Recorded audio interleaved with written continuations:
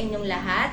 Ako po si Isaac Dylan Olfato at nais kong maglingkod bilang inyong susunod na Pangulo ng Republika ng Pilipinas.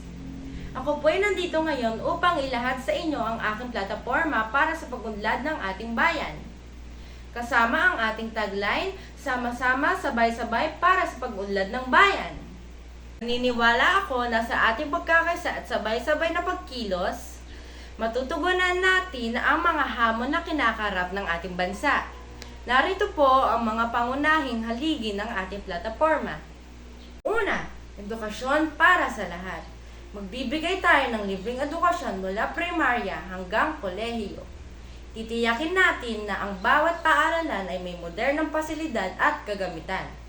Magbibigay din tayo ng mas mataas na sahod at mas magandang benepisyo sa ating mga guro.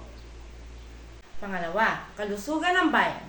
Palalawakin natin ang saklaw ng PhilHealth upang masakop ang bawat Pilipino. Magtatayo tayo ng karagdagang ospital at klinika sa mga probinsya at magbibigay ng libreng bakuna. Pangatlo, ekonomiyang umaangat.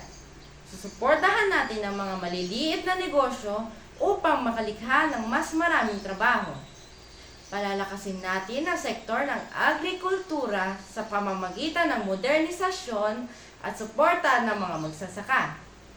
Pang-apat, makatao at makatarungang lipunan. Lalabanan natin ang katiwalian sa pamamagitan ng mas mahigpit na pagpapatupad ng batas.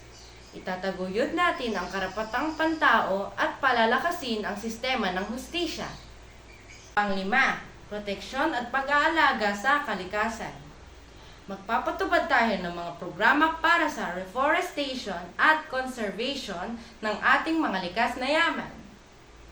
Suportahan natin ang renewable energy sources. Ako si Isaac Dylan Olfato, tumatakbong susunod na Pangulo ng Republika ng Pilipinas. Ako po ay umaasa na inyong susuportahan at iboboto sa susunod na eleksyon para sa sama-sama, sabay-sabay para sa pagunlad ng bayan. Maraming salamat po.